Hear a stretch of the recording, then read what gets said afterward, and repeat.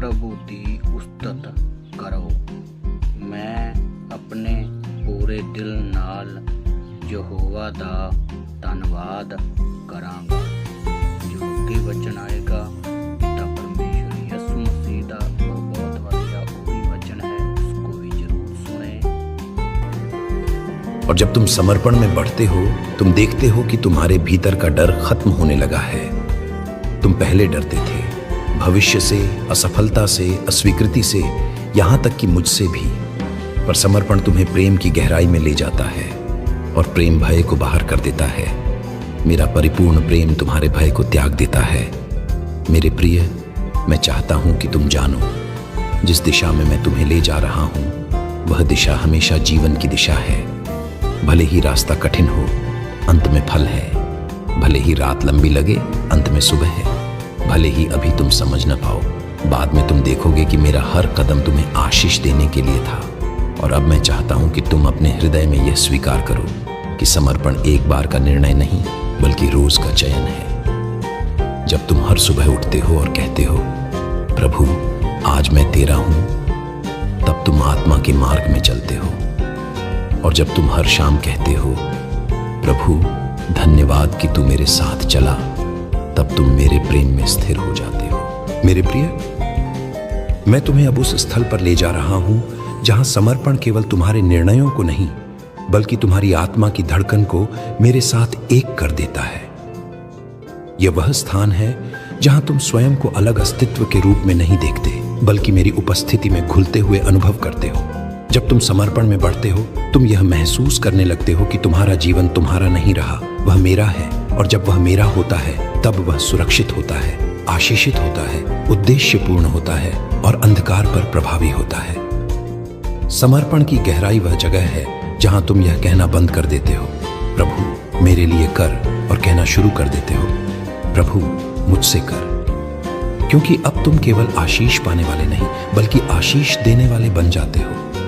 मैं तुम्हारे भीतर से जगमगाने लगता हूं। लोग अब तुम्हें देखकर तुम्हें नहीं, बल्कि मुझे देखने लगते हैं।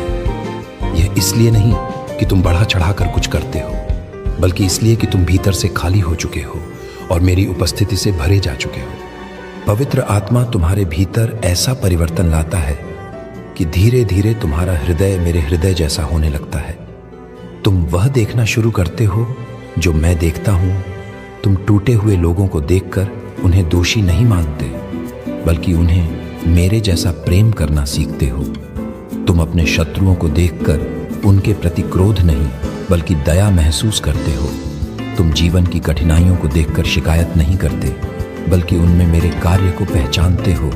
यह परिवर्तन तुम्हारी शक्ति से नहीं आता, यह मेरे आत्मा की गतिविधि है जो धीरे धीरे तुम्हारे भीतर मेरी छवि को प्रकट करती है। समर्पण तुम्हें ऐसे स्थानों पर ले जाता है जहां तुम्हारी प्राकृतिक शक्ति नहीं पहुंच सकती। मेरी इच्छा में चलने से एक ऐसा आत्मिक अधिकार उत्पन्न होता है जो तुम्हें पहले कभी नहीं मिला था। जब तुम प्रार्थना करते हो, स्वर्ग तुम्हारी बात सुनता है। जब तुम अंधकार का सामना करते हो, वह तुम्हारे सामने टिक नहीं पाता। जब तुम टूटे हुए लोगों को छूते हो, वे चंगाई पाते हैं, क्योंकि अब तुम अपने हाथ से नहीं, मेरे हाथ से छू रहे होते हो।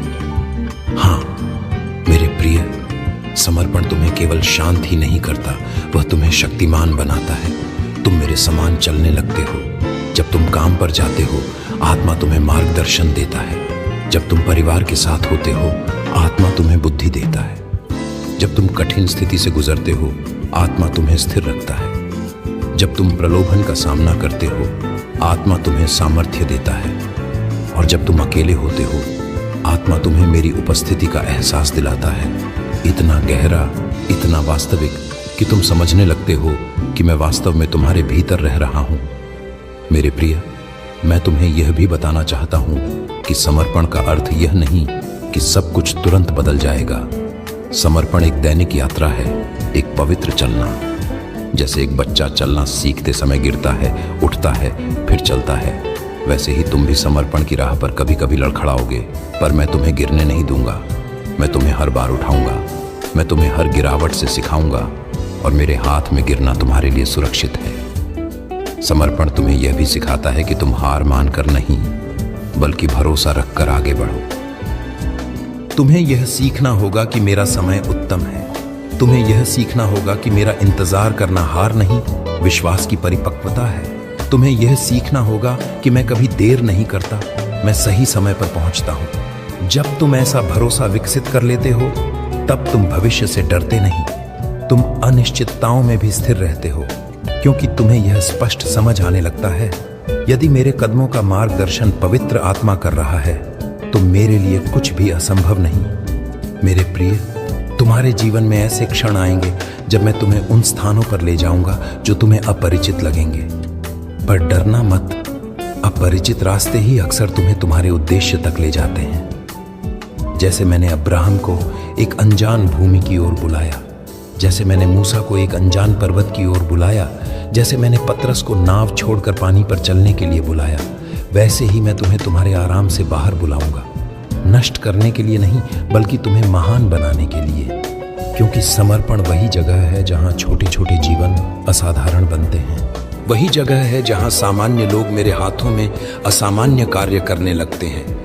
वही जगह है जहां तुम भय से विश्वास की ओर, नियंत्रण से स्वतंत्रता की ओर और स्वयं से मेरे स्वभाव की ओर बढ़ते हो। और सुनो, जब तुम इस स्तर पर पहुंचते हो, तब तुम पाते हो कि समर्पण एक बार किया गया सौदा नहीं, बल्कि एक घनिष्ठ प्रेम संबंध है। तुम मेरी उपस्थिति के बिना रह नहीं पाते। तुम मेरी आवाज को नहीं सुनो तो बेचैन हो जाते हो। तुम मेरे वचन के बिना बंजर महसूस करते हो। तुम मेरी इच्छा के बिना संतुष्ट नहीं होते। यही वह स्थान है जहां मैं तुम्हें लाना चाहता हूं। यही वह यात्रा है जिसका उद्देश्य तुम्हारे जीवन को मेरे राज्य का प्रतिबिंब बनाना है। पिता का प्रेम, मेरी शांति और पवित्र आत्मा की शक्ति अब और सदा तुम्हारे साथ बनी रहे। तथास्तु।